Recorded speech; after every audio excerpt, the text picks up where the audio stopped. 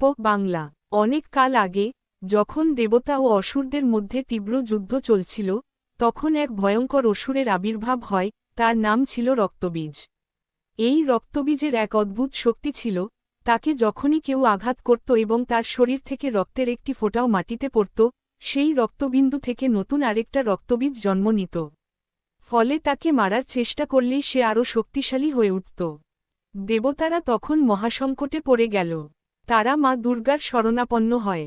মা দুর্গা তখন তার এক ভয়ঙ্কর রূপ ধারণ করেন, মা কালী।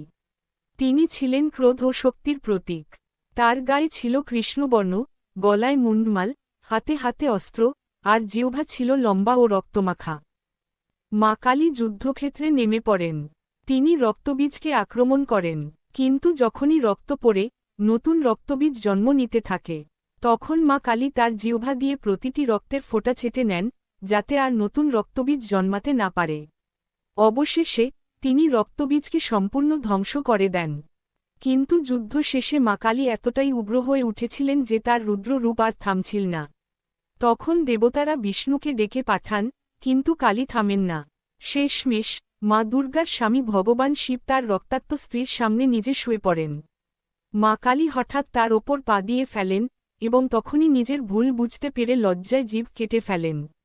এইভাবেই তার রুদ্র রূপ শান্ত